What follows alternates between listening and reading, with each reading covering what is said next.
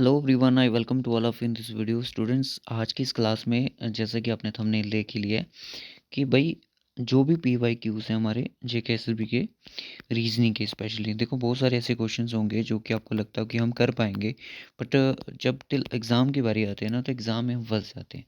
तो कोशिश ये करनी है कि देखो कोशिश ये रखनी है अपनी कि आप क्या करो, पी वाई क्यूज़ को सॉल्व करो, क्योंकि आपको जेके एसएसबी का एग्ज़ाम देना है। इसलिए आपको जेके एसएसबी के पी वाई क्यूज़ को सॉल्व करना बहुत ज़्यादा ज़रूरी है। हर एक सब्जेक्ट को, मैथ को, रीजनिंग को, कंप्यूटर को, इंग्लिश को और जीके को, हर एक जो सब्जेक्ट है उसके पी वाई क्यू सॉल्व करने। अब क्वेश्चन पेपर ये देखना है कि भाई, ये नहीं देखना है कि भाई 10th लेवल का है, 12th का है, ग्रेजुएट का है, जो भी आता है उसको सॉल्व करो। तो इसमें बहुत ही बड़ा आप अपने आप में एक चेंज देख पाओगे, क्योंकि जेके एसएसबी का अगर आपको पेपर देना है तो आपको जेके एसएसबी के पी वाई क्यूज लगाने ही पड़ेंगे।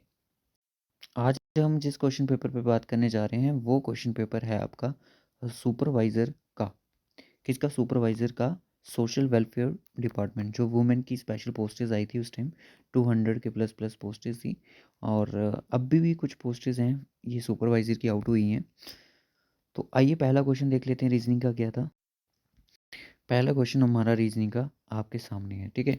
कि क्या क्वेश्चन था, देखो मेरी बात सुनो। सेम क्वेश्चन ना यही जेकेएसएसबी ने कॉपी किया था किस एग्ज़ाम में?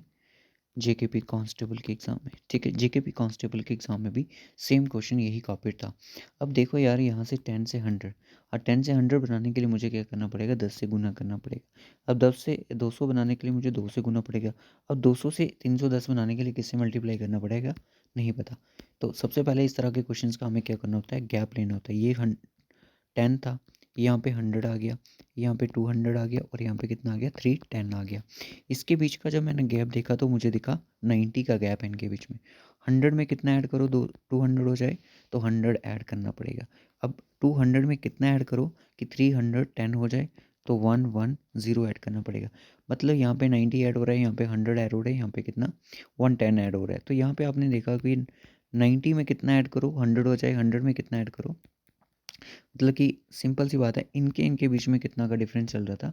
इनके इनके बीच में जो डिफरेंस चल रहा था वो 10-10 का चल रहा था। तो आगे भी 10 होगा। जब आपने इसमें 10 ऐड किया तो कितना आएगा? 120 आएगा।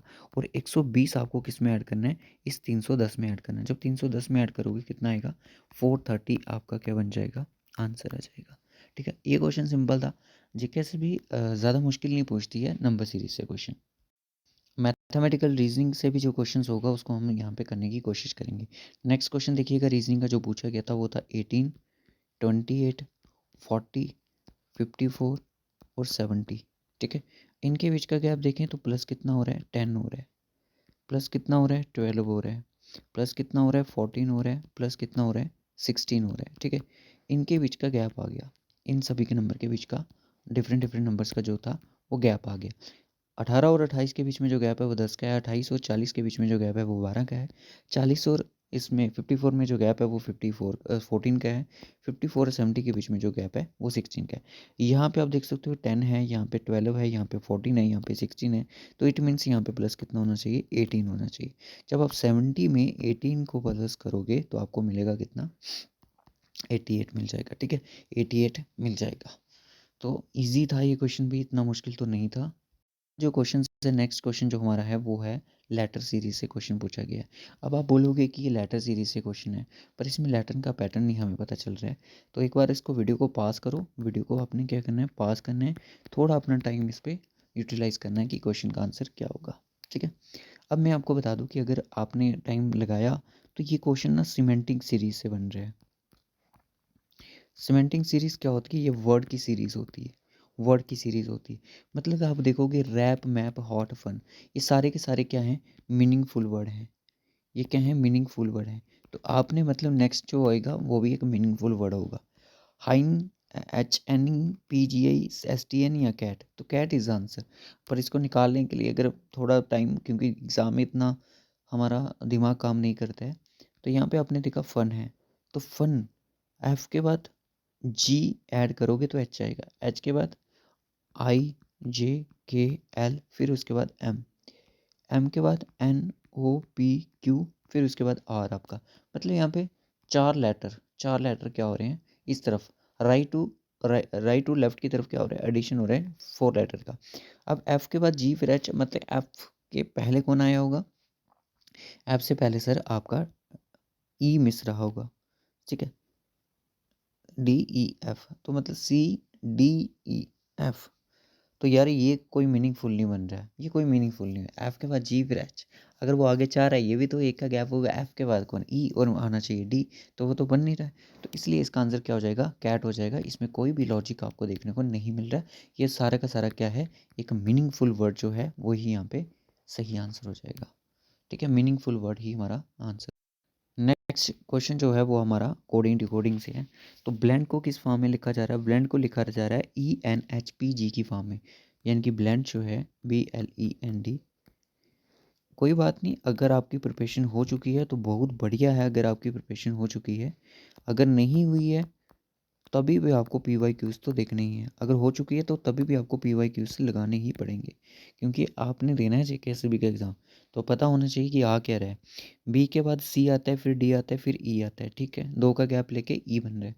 एल के बाद एम आएगा, एन बनेगा, ई के बाद एफ आएगा, जी आएगा, फिर मेरा एच आएगा, एन के बाद ओ, फिर पी, डी के बाद ई, एफ, फिर जी, मतलब कि फर्स्ट में क्या हो रहा है, 2 लेटर का गैप है। तो डब्ल्यू के बाद एक्स, वाई, पहला लेटर आएगा जेड, ठीक है, आई के बाद कौन आएगा, जे आएगा, फिर मेरा के बनेगा, एन के बाद ओ, पी, 2 लेटर का गैप, तो कौन आएगा, क्यू आएगा, एन के बाद ओ का गैप, फिर पी आएगा, ई के बाद एफ, फिर जी, फिर कौन आएगा, एच आएगा, आर के बाद एस, फिर कौन आएगा, टी आएगा।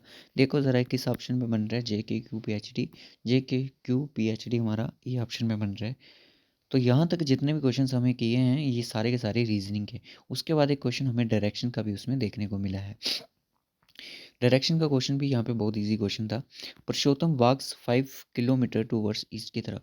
पुरुषोत्तम एक पॉइंट से, ठीक है, अपने हाउस एक पॉइंट से, कोई मान लो ये पॉइंट जो होता है यहाँ से अपनी जर्नी स्टार्ट करता है ईस्ट की तरफ, कितना 5 किलोमीटर उसने अपनी जर्नी को स्टार्ट किया ईस्ट की तरफ। यहाँ से उसने क्या किया, यहाँ से उसने east end reach Mamta house. यहाँ पे किसका हाउस है, ममता का हाउस है, ममता के हाउस पे वो आके रुक गया। For there he walks towards north. यहाँ से उसने नॉर्थ की तरफ कितना 10 किलोमीटर उसने वॉक करा। वो कहाँ पहुँच गया, जिम में पहुँच गया। तो यहाँ पे क्या है, उसकी जिम है। तो gym in which direction of his home, his gym is in which direction of his home.